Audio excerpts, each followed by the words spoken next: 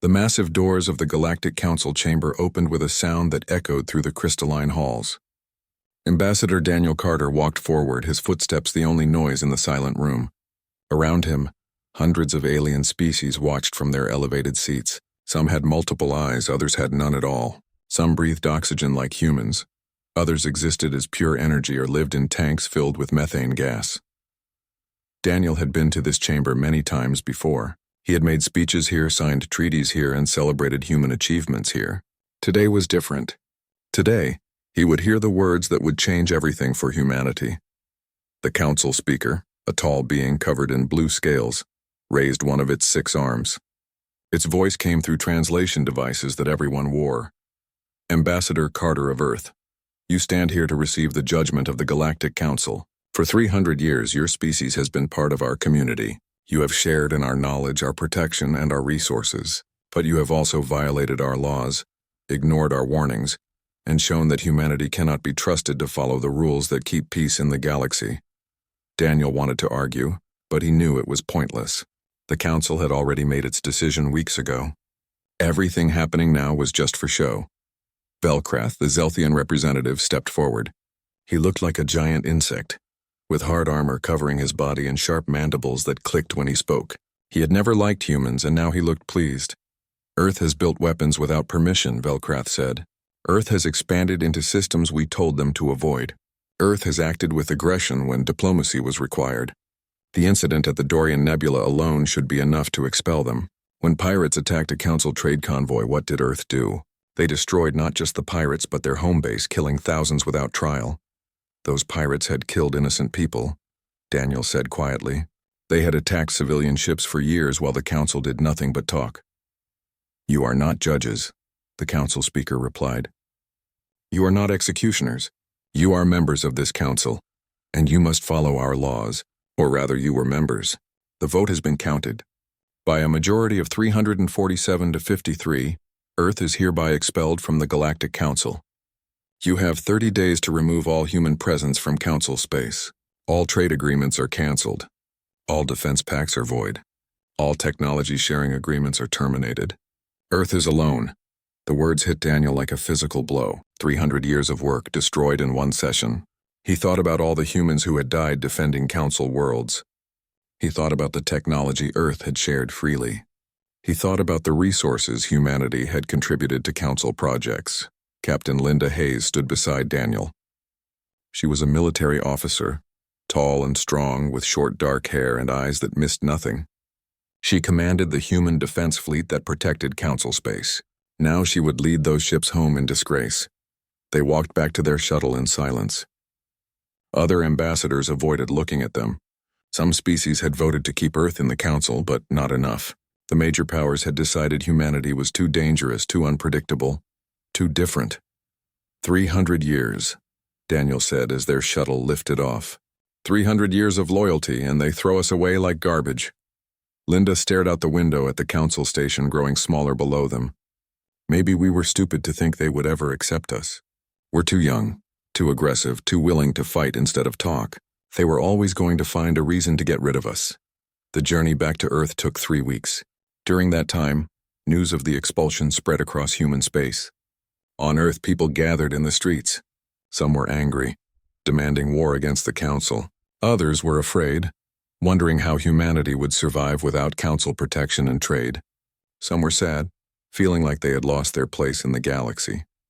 President Gregory Stone watched the protests from his office. He was an older man with gray hair and a face lined with worry. He had been president for 10 years, and he had always believed that working with the Council was the right path for humanity. Now that path was closed. He called together his top advisors. Military leaders, scientists, diplomats, and intelligence officers filled the room. They all wanted to know the same thing. What would Earth do now? We have a choice, Stone said. We can beg them to take us back. We can promise to be good and follow every rule they make. Or we can show them that they made a mistake. We can show them that humanity doesn't need the Council to survive. We can become strong enough that they will regret this day. General Marcus Webb leaned forward. He was the head of Earth's military forces, a career soldier who had fought in every major conflict for 30 years. We've been preparing for this possibility for years, Mr. President. We knew the Council might turn on us eventually. We have plans. What kind of plans? Stone asked. Webb activated a holographic display. Images appeared in the air above the table showing massive ships, powerful weapons, and detailed star charts. We call it the Dominion Project. For 5 years, we've been building things the Council doesn't know about. Ships that are faster and stronger than anything in Council space. Weapons that can destroy enemy fleets before they even know we're there. Colonies in secret locations that can survive without any outside help. We've been getting ready for the day when we would have to stand alone. Dr. Helen Price spoke up. She was the lead scientist on the Dominion Project, a brilliant woman who had designed most of Earth's new technology. Our biggest advantage is that the Council thinks they know what we're capable of. They've seen our official military, our registered ships, our approved weapons. They have no idea what we've really been building. By the time they find out, it will be too late. Stone looked around the room at the determined faces. These people weren't afraid. They were ready, maybe even eager. How long until we're ready to show the galaxy what humanity can do? 2 years, Webb said. 2 years to finish building our fleet.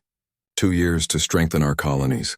2 years to become something the Council has never seen before. They wanted us gone because they thought we were dangerous. Let's prove them right. President Stone made his decision. That night, he spoke to all of humanity through every broadcast system on Earth and every human colony in space. His message was simple and clear. The Galactic Council has cast us out. They believe we are not worthy to stand among them. They believe we are too violent, too primitive, too dangerous. I say we prove them right about one thing. We are dangerous. We are dangerous to anyone who threatens our freedom, our families, or our future. The Council wanted us gone. Fine, we'll go. But we won't crawl away quietly. We will build something greater than the Council ever imagined. We will create a dominion of our own. And when we're done, they will beg us to come back. But we'll be too busy conquering the stars to care. The response was immediate. Young men and women rushed to join the military. Scientists volunteered for the Dominion Project. Colonists signed up to settle new worlds far from Council space. Humanity had been rejected, insulted, and cast aside. Now they would show the galaxy what a mistake that was. High above Earth, in secret shipyards hidden from Council sensors, the first ships of the new fleet began to take shape. They were bigger than anything humans had built before. They were armed with weapons that bent the rules of physics. They were fast enough to cross the galaxy in weeks instead of months. The Council had wanted Earth to disappear quietly. Instead, they had created something far more dangerous. They had united humanity behind a single purpose. They had given Earth a reason to stop holding back. They had expelled humanity from the Council. Now humanity would build a dominion the galaxy would never forget. The Titan shipyards floated in orbit around Mars like a massive steel city. Peter Ross walked through the construction bay of the newest warship, his magnetic boots keeping him attached to the metal floor in the zero-gravity environment. Around him, thousands of workers operated machines, welded joints, and installed systems. The ship they were building stretched 3 kilometers from front to back, bigger than anything the Council had ever made. Peter was the chief engineer of the project. He had designed most of the new ships himself, working with Dr. Helen Price and her team to create something revolutionary. The ship's hull was made from a new alloy that could absorb energy weapons fire. The engines used a fusion drive system that made Council propulsion look like ancient steam power. The weapons were something else entirely. Lieutenant Karen Bell floated up beside him, her short blonde hair drifting in the weightlessness. She had transferred from a comfortable position on the moon to join the Dominion Project. Like many young officers, she believed that humanity's future lay in strength, not in begging for acceptance from aliens who would never truly respect them. How much longer until she's ready? Karen asked, looking at the massive ship taking shape around them. 6 months for the main structure, Peter replied. Another 3 months for weapons and systems installation. Another 2 months for testing. Then we launch the EDS Valiant, flagship of the Terran Dominion fleet. The Council is going to panic when they see what we've built, Karen said with a smile. Good, Peter said. Let them panic. Let them realize that exiling us was the biggest mistake they ever made. Down on Earth, the transformation was complete. President Stone had reorganized the entire government. The old United Nations was gone, replaced by the Terran Dominion Authority. Every decision, every resource, every effort was focused on making humanity strong enough to stand alone in a hostile galaxy. The military had tripled in size. Every day, new recruits arrived at training facilities across Earth, Mars, Luna, and the asteroid colonies. They weren't training to be peacekeepers or explorers. They were training to be warriors. The galaxy had shown humanity that peace only lasted as long as you were strong enough to enforce it. Governor Lisa Martin ran the colonization program from her office on Titan, Saturn's largest moon. Before the exile, Earth had 23 colonies beyond the solar system. Now they had 47, with more being established every month. These weren't just settlements. They were fully independent colonies with their own farms, factories, and defenses. "We're not building colonies that depend on Earth for everything," Lisa explained during a broadcast. "We're building worlds that can survive on their own. If the Council tries to blockade Earth, they'll find out that humanity exists in hundreds of places now. Cut off one world and 50 more will keep growing." The economic transformation was just as dramatic. Before the exile, Earth had relied on Council trade for rare minerals, exotic technology, and advanced medicine. Now human miners were extracting resources from asteroids that the Council had never bothered to claim. Human scientists were developing technology that surpassed Council standards. Human doctors were creating new treatments without depending on alien knowledge. The outer solar system had become an industrial powerhouse. Jupiter's moons housed massive factories that built everything from ship components to farming equipment. Saturn's rings provided ice that was converted into fuel and water. The asteroid belt was being systematically mined, with operations on hundreds of rocks simultaneously. Meanwhile, the Council was beginning to notice Earth's silence. For 300 years, human ships had been a constant presence in Council space. Human traders had done business on 1,000 worlds. Human scientists had worked in Council research stations. Human diplomats had attended every session and negotiation. Now there was nothing. No human ships in Council space. No trade requests. No diplomatic communications. Earth had gone silent, and that silence was starting to worry some Council members. Velkrath called an emergency intelligence session. Representatives from the Council's major military powers gathered to review what little information they had about Earth's activities. "Our sensors show massive construction in human space," a military analyst reported. "Shipyards around Mars are operating at maximum capacity. We count at least 50 large vessels under construction. Their size and power signatures suggest military warships, not civilian vessels." "How long until they're operational?" asked Liz, the Kaldorian representative.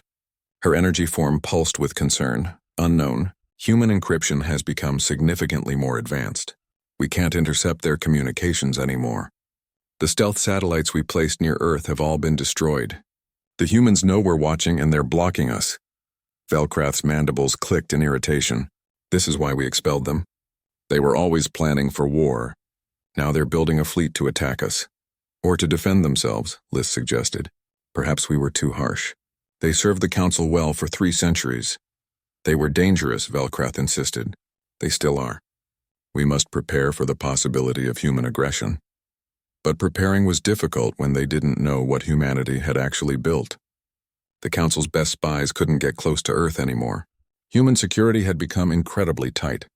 Anyone approaching human space without permission was turned away or destroyed if they refused to leave. Back on Earth, Dr. Helen Price was working in the underground facility in Colorado, where the Dominion project had started. She stood in front of a massive holographic display showing the specifications for humanity's new weapons systems. General Webb walked up behind her, studying the data. "Tell me about the Hammer protocol," he said. Helen pulled up detailed schematics.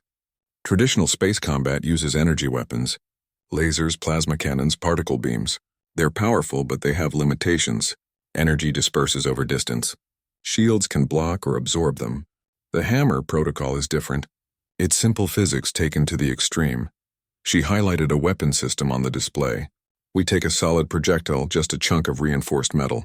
We accelerate it using magnetic rails to 70% of light speed. At that velocity, the kinetic energy is enormous. When it hits a target, shields don't matter. Armor doesn't matter. The impact converts all that kinetic energy into heat and force. It punches through anything." Webb smiled grimly. "How much damage are we talking about?" "One projectile can split a Council cruiser in half. The ship doesn't explode. It just tears apart from the kinetic transfer. By the time their sensors detect the projectile, it's already too late to dodge.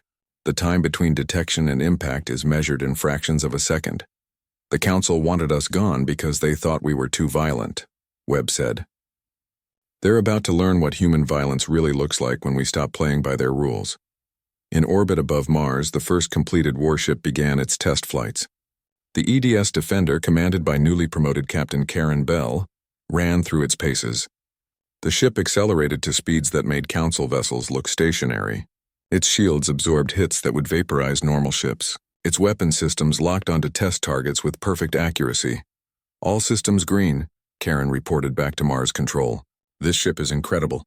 Everything works better than the simulations predicted.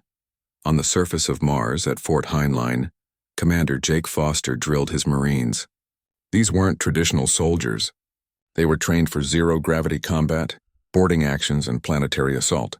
They practiced fighting in every environment humans might encounter, from frozen ice worlds to boiling toxic atmospheres.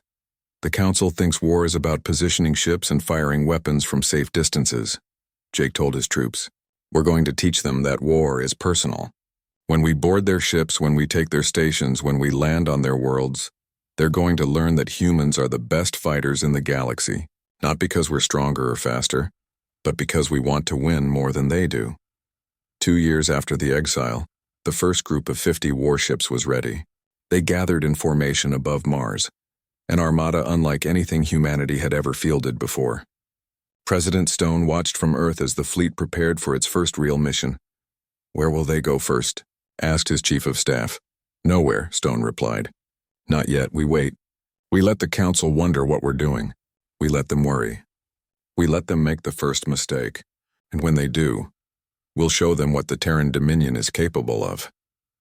The fleet hung in space, silent and powerful, waiting for the moment when humanity would announce its return to galactic affairs. The Council had cast them out. Now humanity was ready to come back on their own terms. The Dominion was rising, and the galaxy would never be the same. The planet Haven's Edge was beautiful. Green forests covered most of the land, with blue oceans and white clouds making it look almost exactly like Earth. Governor Chris Morgan stood on the balcony of the colony's main administration building, watching the sunrise over the nearby mountains. 50,000 humans called this world home now, having arrived over the past 3 years to build a new life far from Earth. Chris had been one of the first to arrive. He had watched the colony grow from a few dozen temporary shelters to a thriving town with farms, schools, factories, and homes.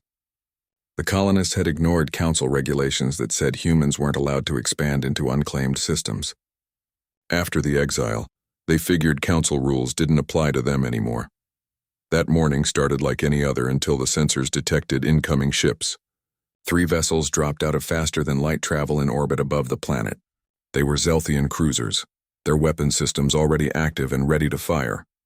The message came through on all frequencies, cold and direct. This is Commander Velkrath of the Zelthian fleet. You are occupying a world that falls within Zelthian territorial claims. Your presence here violates Council law. You have 48 hours to evacuate this planet completely. Any humans remaining after that deadline will be removed by force. Chris felt his stomach drop. The colony had a small defense station with a few weapons to fight off pirates, but nothing that could stand against real military warships. Against 3 Council cruisers, they had no chance at all. He gathered his senior staff in the command center. Get me a connection to Earth. Tell them what's happening. Tell them the Council is making a move against us. The message took several hours to reach Earth through the communication relays. When it arrived, President Stone was meeting with his cabinet. The room went silent as they listened to Chris Morgan's report. This is a test, said Rachel Hunt, the defense minister.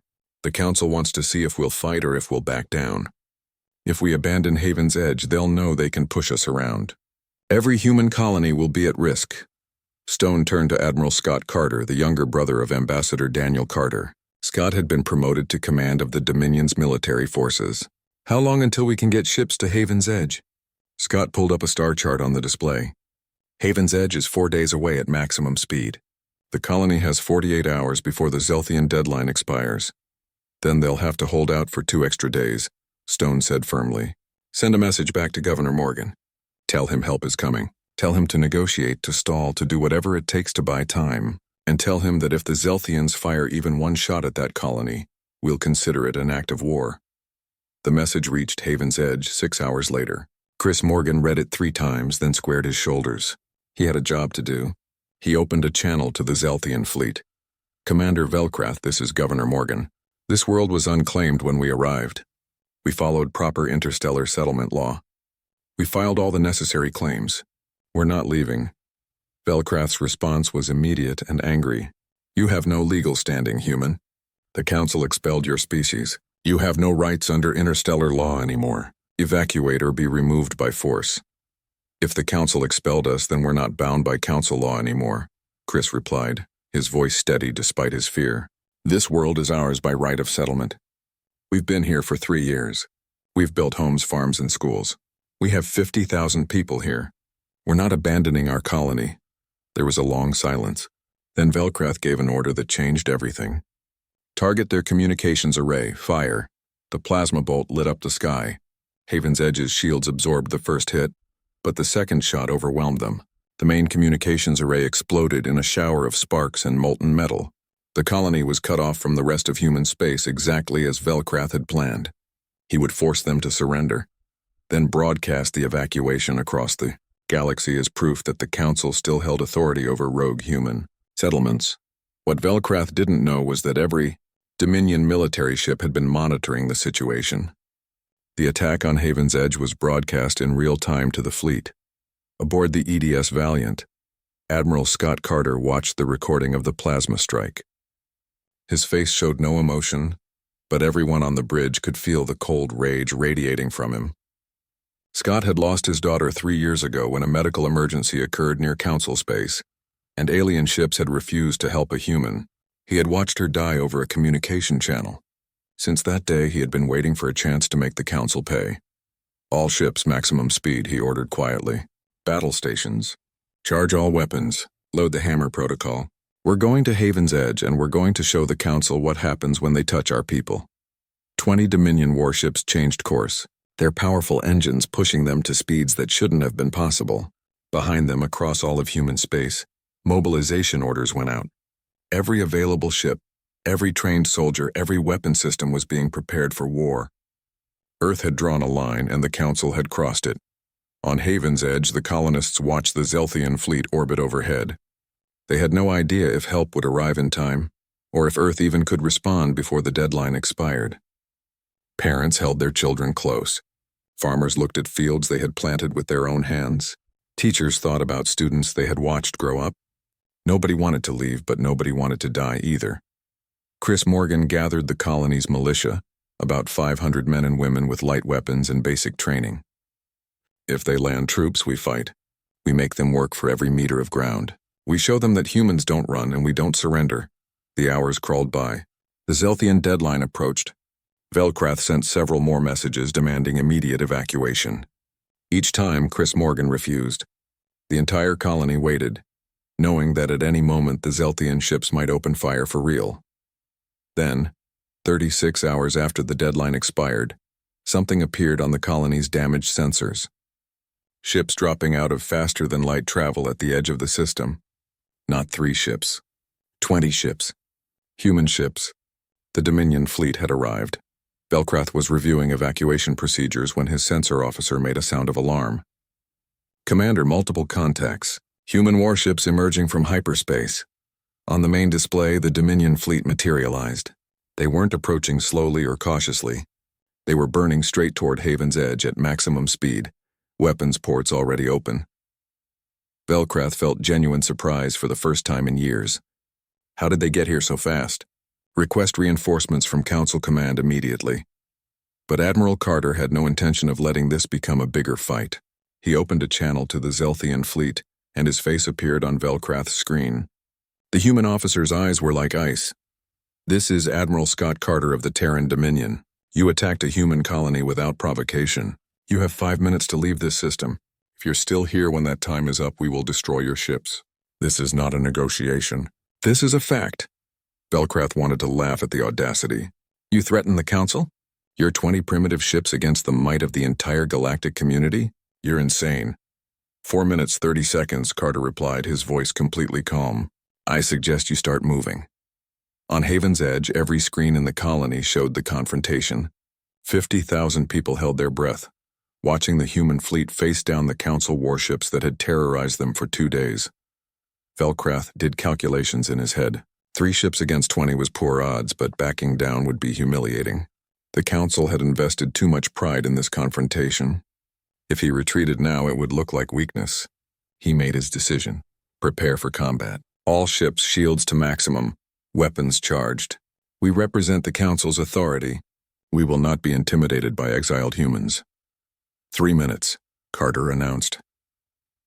Aboard the Valiant, Lieutenant Karen Bell monitored the weapon systems. All ships report ready, Admiral. Hammer protocol standing by. Carter never blinked. Good. Lock targets on my mark. The seconds ticked down. Both fleets prepared for battle. On Haven's Edge, Chris Morgan whispered a prayer. On Earth, President Stone watched through the fleet's broadcast feed. Across human space, billions of people watched to see if their government would really fight the Council. 30 seconds, Karen announced. Velcrath ordered his shields to maximum power. His weapons officer reported ready to fire. If the humans wanted war, he would show them Council superiority. Time, Admiral Carter said quietly. Then, without any hesitation or doubt, he gave the order that would change galactic history. All ships fire. The Dominion fleet fired. 20 warships launched their weapons simultaneously, and what happened next shocked everyone watching. These weren't energy beams or missiles. They were solid metal projectiles, chunks of reinforced alloy accelerated by massive magnetic coils to 70% of light speed. The projectiles crossed the distance between the fleets in less than a second. On his command screen, Velcrath saw the energy signatures building on the human ships and recognized they were firing some kind of kinetic weapon. He had one moment to realize that human weapons technology had advanced far beyond anything the Council possessed. Then the projectiles arrived. The first Zelthian cruiser's shields lit up brilliantly as 3 projectiles hit. The shields held for exactly 2 seconds before collapsing completely. The 4th projectile punched through the ship's hull like it wasn't even there. The kinetic energy transfer was so massive that the metal of the hull instantly turned to vapor. The projectile continued through the ship, creating a tunnel of superheated destruction. Secondary explosions ripped through the engineering section as fuel lines ruptured and reactor containment failed. The ship broke apart. Atmosphere vented into space. Escape pods launched desperately. Within 30 seconds of the first impact, the cruiser was an expanding cloud of debris. The second Zelthian ship tried to evade, but the projectiles were too fast. Its captain had maybe half a second of warning before impact. 4 hits in rapid succession. The ship's structure simply couldn't handle the kinetic force. It split down the middle like someone had taken an axe to it. Velcrath's ship, the flagship, took the worst damage. 6 projectiles hit almost simultaneously. The shields collapsed instantly. The first 3 projectiles tore through the ship's main hull. The 4th hit the command deck directly. Velcrath had just enough time to see his bridge dissolve into fire and destruction. Then everything went dark. 3 minutes after Admiral Carter's deadline expired, all 3 Zelthian cruisers were gone. One was a debris field. One was breaking apart as secondary explosions continued to tear through it. One, Velcrath's ship, was dark and tumbling, its crew either dead or dying in the cold vacuum of space. The silence that followed was absolute. On Haven's Edge, 50,000 colonists stared at their screens in shock. The mighty Council fleet had been destroyed in minutes. The human ships hadn't even been scratched. This wasn't a battle. It was an execution. Chris Morgan found his voice first. They won. Earth actually won. Admiral Carter's face appeared on every screen in the colony. Governor Morgan, this is Admiral Carter. The Terran Dominion has secured this system. Your colony is safe. We will establish a permanent defense presence here to ensure no one threatens you again. Chris felt tears running down his face. Thank you, Admiral. We didn't know if anyone would come. Humanity takes care of its own, Carter replied. Always. We will never abandon our people again. The Council needed to learn that lesson. Today was just the beginning. The Dominion fleet took up defensive positions around Haven's Edge. Medical ships moved forward to rescue any surviving Zelthians from the wreckage. This wasn't about cruelty. This was about sending a message. Attack humans and you will be destroyed. But survivors would be treated with honor and returned home to tell the story. Among the wreckage, they found 73 Zelthian survivors, including Velkrath. He was badly injured but alive. When he woke up in the medical bay of a human ship, he expected torture or execution. Instead, a human doctor was treating his wounds. Why? Velkrath asked weakly. Why save us after what we did? The doctor, a woman named Susan Harper, looked at him calmly. Because we're not monsters. You attacked our colony, so we destroyed your ships. But we don't kill prisoners. We're better than that. Velkrath would remember those words for the rest of his life. The humans had demonstrated overwhelming military power, then showed mercy to defeated enemies. It was a combination the Council had never expected. The news of the battle spread across the galaxy like wildfire. Within hours, every species in Council space knew what had happened. The humans had destroyed 3 Council warships in minutes using weapons that made shields and armor meaningless. The military balance of power in the galaxy had just shifted dramatically. On Earth, President Stone watched the recordings of the battle a dozen times. Each viewing confirmed what he had hoped. The Dominion Project had worked. Humanity now had the technological and military capability to stand alone against the Council if necessary. Send a message to all human colonies, he ordered. Tell them the Terran Dominion will defend any settlement against any threat. No human colony will ever stand alone again. We are unified, we are strong, and we will protect our own. The message reached hundreds of human settlements scattered across dozens of systems. Colonists who had been afraid of Council retaliation now felt safe. Settlers who had been planning to abandon their worlds decided to stay. The Dominion wasn't just words anymore. It was real, and it was powerful. At the Galactic Council, an emergency session was called. The chamber that had expelled Earth 3 years ago was now filled with frightened representatives. They had all seen the recordings. They had all counted the seconds it took to destroy 3 warships. They were all doing the same calculations about what would happen if humanity decided to attack Council worlds. The Kaldorian representative Liz spoke first, her energy form pulsing with anxiety. We made a terrible mistake.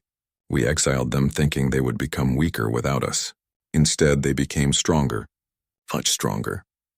They were hiding this technology the entire time they were Council members, another representative said. They were always planning for this moment.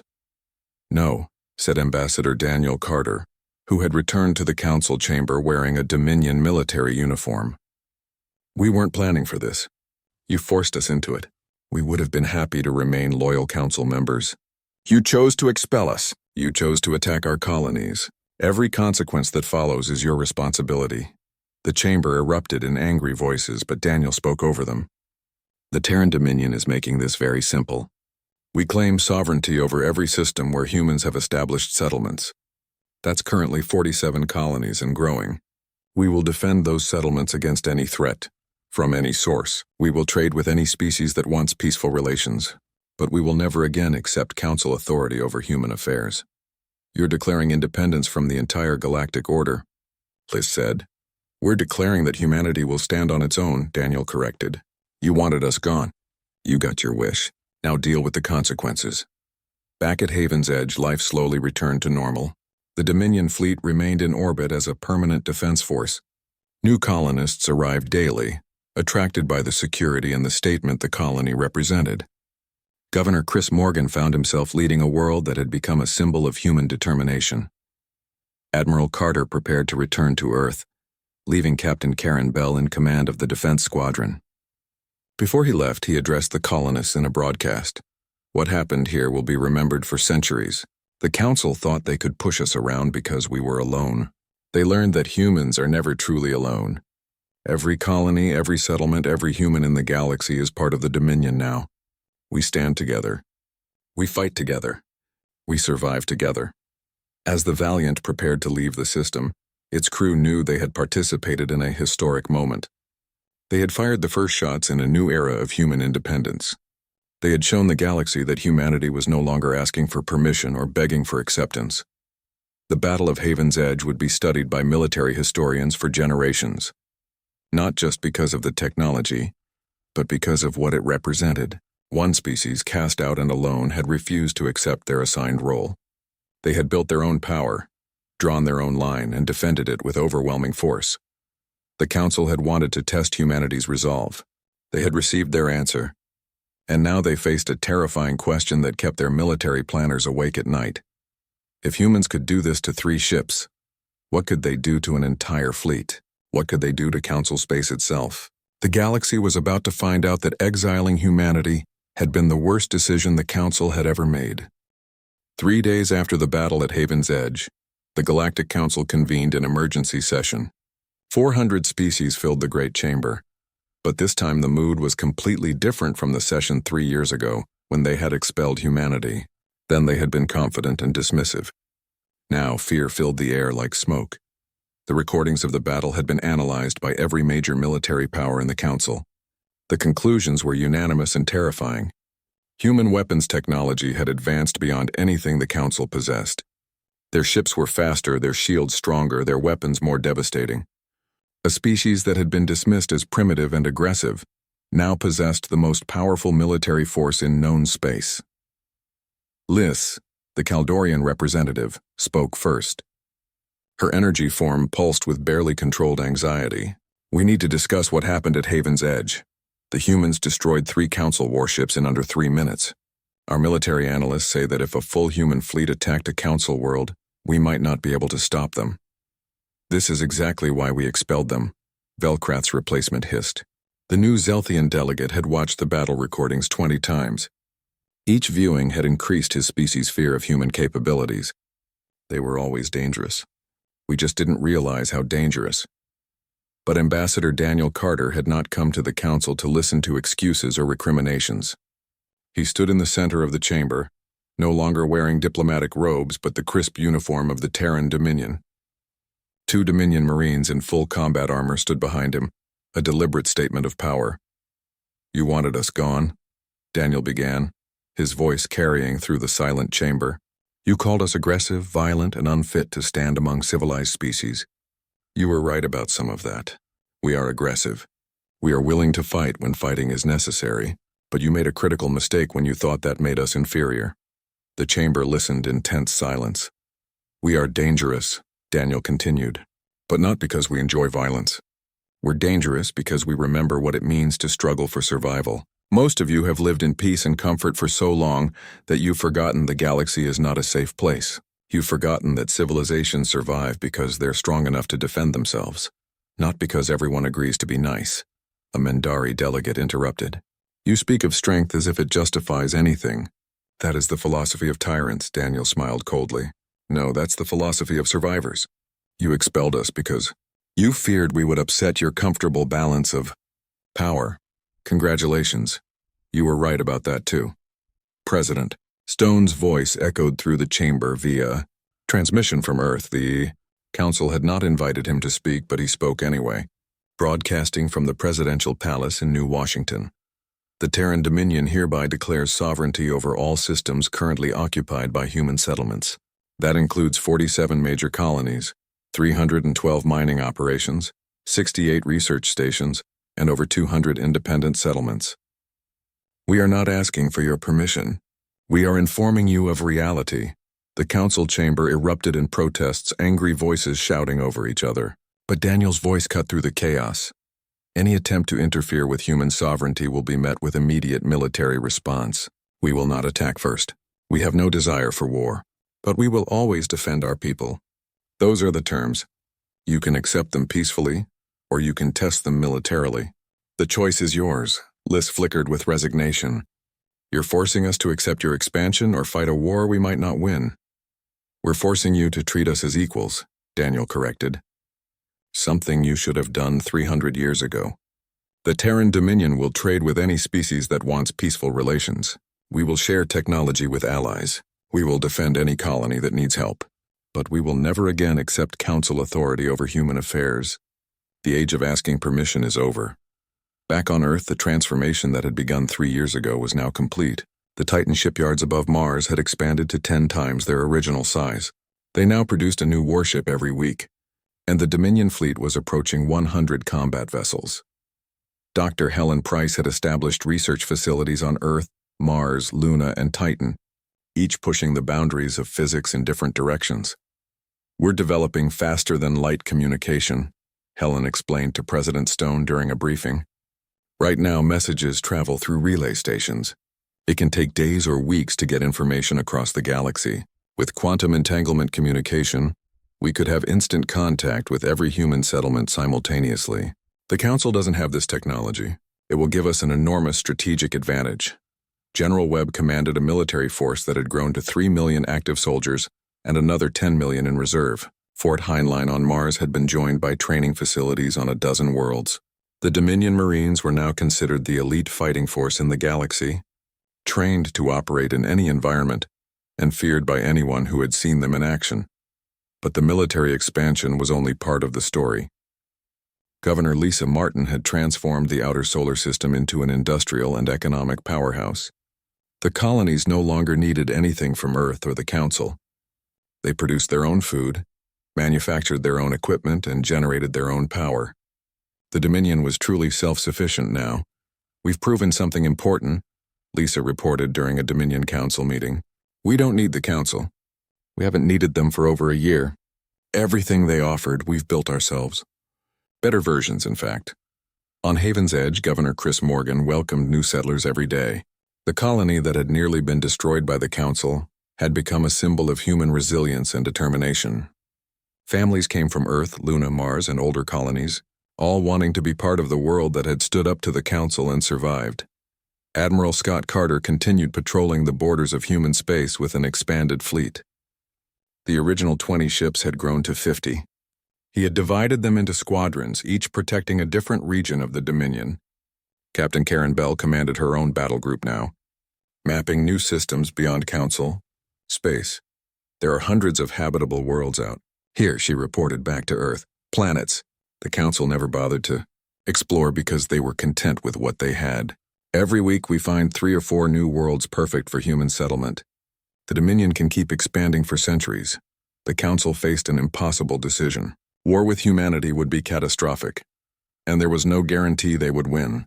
The Dominion's technological advantage was significant, and their willingness to actually fight gave them an edge over species that had grown comfortable with peace. But accepting human independence meant admitting their greatest failure. It meant acknowledging that exiling Earth had been a terrible mistake.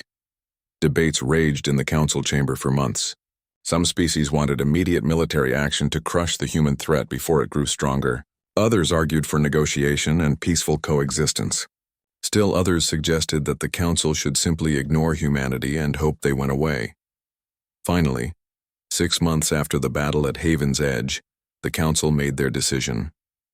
A formal message was transmitted to Earth, carefully worded and diplomatically phrased. The Council offered to readmit humanity as full members with complete restoration of rights and privileges. An apology was included for the misunderstanding that had led to the exile.